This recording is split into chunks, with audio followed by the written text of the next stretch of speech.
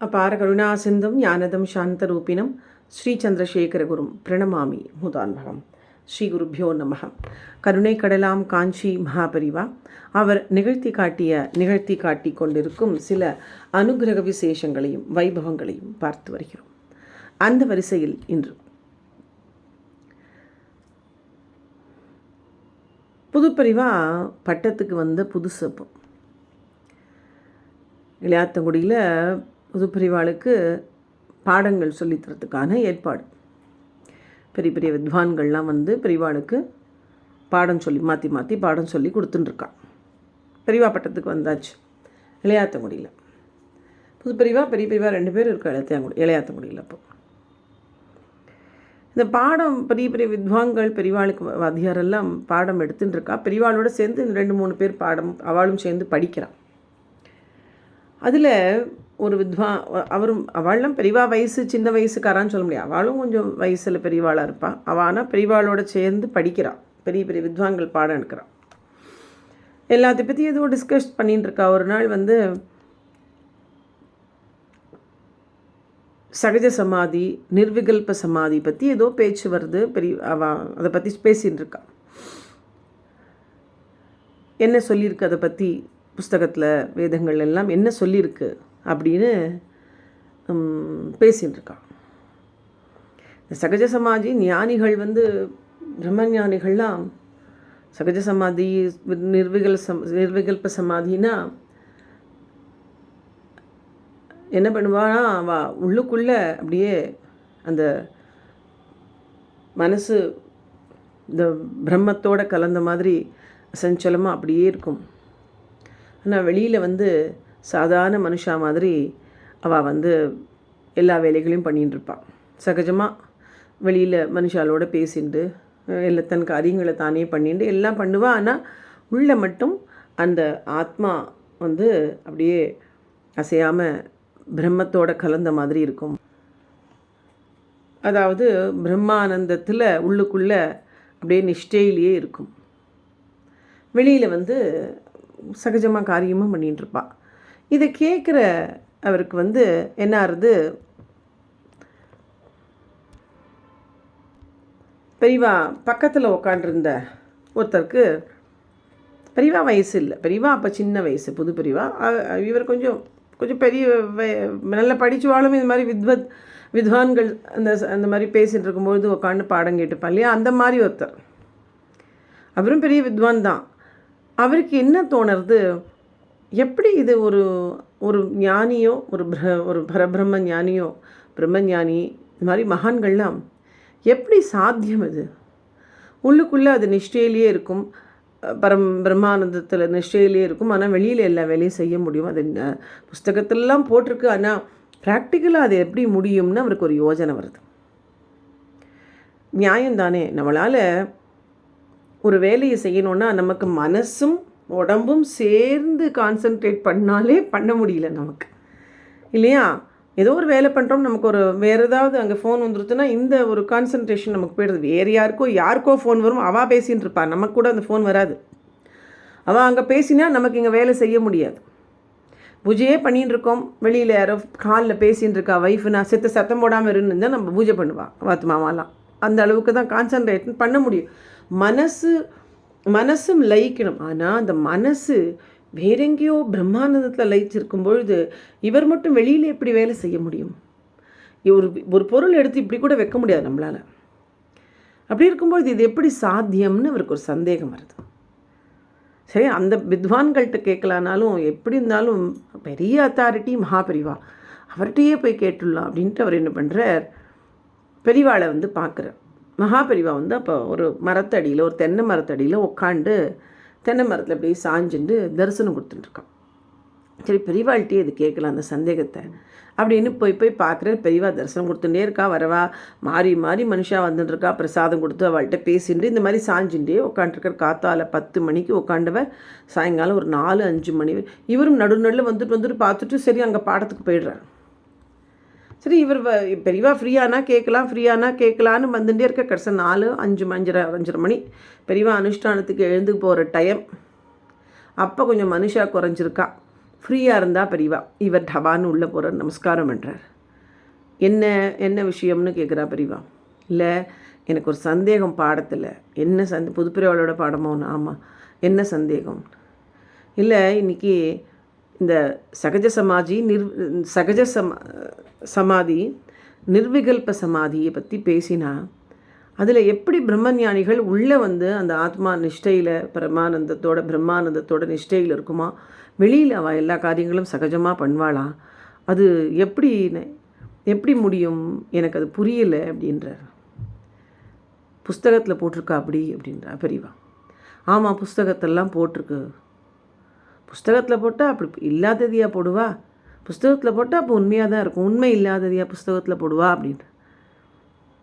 ஆமாம், ஆனால் இது ப்ராக்டிக்கலாக எப்படி இது நடைமுறை சாத்தியமா அப்படின்னு இவர் கேட்குறார். இருக்கலாம், சாத்தியமாக இருக்கலாம் அப்படிங்கிறா பெரியவா. சாத்தியம் அப்படின்னு பெரியவா சொல்ல மாட்டேங்கிறான். சாத்தியமாக இருக்கலாம். அப்படி யாராவது இருந்திருக்காளா பெரியவாளுக்கு தெரியுமான்னு இவர் கேட்குறார். இருந்திருக்கலாம், எனக்கு தெரிஞ்சிருக்கலாம் அப்படின்னு பெரியவா சொல்கிறான். எதையுமே கிளாம்னு சொல்லின்னு இருக்காரே தவிர ஆமாம் அப்படின்னு சொல்ல மாட்டேங்கிறார். புஸ்தகத்தில் போட்டிருந்தா உண்மைதான், அப்படி மகான்கள் இருக்கலாம் அப்படின்னு பெரியவா சொல்கிறான். இவருக்கு அந்த ஒரு சாட்டிஸ்ஃபையிங்க ஒரு ரிப்ளை இவருக்கு அது சாட்டிஸ்ஃபையிங்காக இல்லை. இவருக்கு சந்தேகம் கேட்டவருக்கு ஆச்சு. சரி அப்படின்ட்டு பெரியவா எழுந்துக்க போகிறது மாதிரி சரி அப்படிங்கிற பெரியவா அப்படின்ட்டு எழுந்துக்க போகிறாளாம். அதுக்காக அது ஒரு ஆக்ஷன். அப்புறம் இப்போ அங்கே வந்து ஒரு ஓலை வந்து தொங்கின்னு இருக்கு. ஒரு இது அந்த 2 ஓலையை கிழி அப்படிங்கிறா. தென்னை மரத்துலேயே அந்த இது மட்டை அப்படி தொங்கின்னு இருக்கு. அந்த 2 ஓலையை கிழிங்கிறான். சரின்னு அவர் கிழிக்கிறார். இந்த முதுகில் இது கரையான்லாம் இருக்குது பாரு, அதை தட்டி விடுங்கிறான். கரையான் இருக்கா? பயந்து போய்டுறவர்.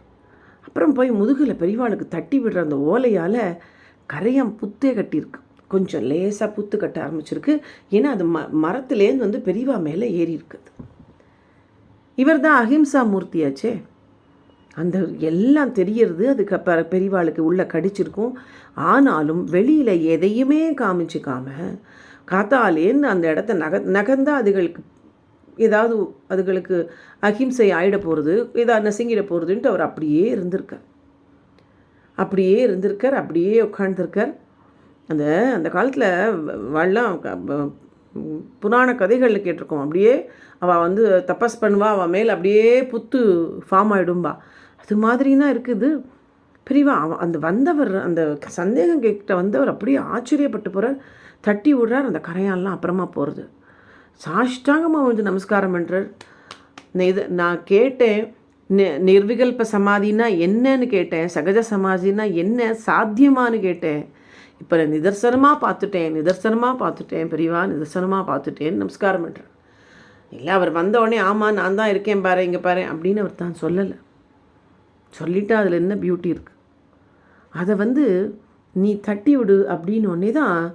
இப்படியும் பெரியவா இதான் சகஜ சமாதி நிர்விகல்ப சமாதின்னு அவர் புரிஞ்சுக்கிறார். பெரியவா உள்ளுக்குள்ளே அந்த ஆத்ம ஞானம் பிரம்ம ஞானம் அந்த நிஷ்டையில் இருந்துண்டு இந்த பூச்சி எல்லாமும் பொறுத்துண்டு வெளியில் சகஜமாக அவளுக்கு தரிசனமும் இதையும் பொறுத்துண்டு வெளியில் எப்படி சகஜமாக தரிசனம் கொடுக்குறார். அதுதான் அவளுக்கு அவளுக்கு அந்த தேக அபிமானம் போயிடுறது. கிட்டத்தட்ட பெரியவா அன்றைக்கி 10 மணி நேரம் அந்த செவுத்தில் அந்த தென்னை மரத்தில் சாஞ்சிட்டு அந்த கரையான்கள் புத்து கட்டுற அளவுக்கு சாஞ்சிட்டு அதுகளுக்கு வந்து இது பண்ணக்கூடாதுன்னு இருந்திருக்கான்னா பாருங்க. எப்பேற்பட்ட ஒரு ஞானி, பிரம்மஞானி, எப்பேற்பட்ட யோகீஸ்வரர் பெரியவான்னு நமக்கு புரியும். யோகீஸ்வரர்கள் மட்டும்தான் இந்த மாதிரிலாம் இருக்க முடியும். அந்த அஹிம்சையும் பண்ணக்கூடாது, எல்லாருக்கும் தரிசனமும் கொடுக்கணும் அப்படின்னா அந்த தேக அபிமானம் இல்லாதவாளுக்கு மட்டும்தான் முடியும். ஒரு எறும்பு தட்டினா அச்சோ நம்மளாம் ஓடி போயிடும். கட்டெரும்பு ஒன்றுன்னா அப்படி தப்புன்னு குதிக்கிறோம். நம்ம ஒரு குட்டி கரப்பு போச்சுன்னா குதிக்கிறோம். தேக அபிமானமே இல்லாமல் தன் மேலே இத்தனை கரையான் வந்து நான் முதுகில் புத்து கட்டுற அளவுக்கு ஆயும் எல்லாருக்கும் தரிசனம் கொடுத்துன்னு அது முகத்தில் காமிக்காமல் இப்படி அசையாமல் இருந்தான்னா அது யாரால் முடியும்? யோகீஸ்வரரால் மட்டும்தான் முடியும். அப்பேற்பட்ட யோகீஸ்வரர் மகாபெரிவா அப்படிங்கிறது நமக்கு புரியுறது. அன்னைக்கு சந்தேகம் கேட்ட வந்தவருக்கும் புரியுறது. புத்தகத்தில் எழுதியிருந்தது உண்மை அப்படிங்கிறது அன்றைக்கி உணர்ந்தவர். இப்படியும் சாத்தியமானு கேட்க வந்த அந்த வித்வான் அந்த ஸ்டூடெண்ட்டுக்கு சாத்தியம், நானே ஒரு உதாரணம்னு பெரியவா அன்றைக்கி ஆக்ஷனில் பண்ணி காமிச்சா. ஆமாம், நான் தான் உதாரணம்னா அவருக்கு திருப்தியாக இருந்திருக்காது. அதை நிதர்சனமாக நேராக காமிச்சா பெரியவா.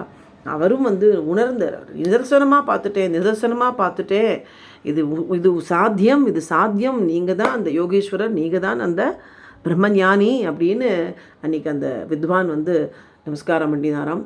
அப்பேற்பட்ட ஒரு நிகழ்ச்சி பெரிவாளுடைய அந்த தேக அபிமானம் இல்லாமல் ஒரு ஞானியாக தான் பெரிவா வாழ்ந்திருக்கா. எல்லா வேலையும் நம்ம பெரிவா அனுஷ்டானம் பண்ணுறா, குளிக்கிறா, இது பண்ணுறா அப்படின்னு நம்ம நினச்சிட்டு இருந்தாலும் உள்ளுக்குள்ளே பரமனிஷ்டையில் இருந்திருப்பா பெரிவாங்கிறது நமக்கு இப்போ தெரியறது இல்லையா? இளையாத்தங்குடியில் நடந்த அந்த ஒரு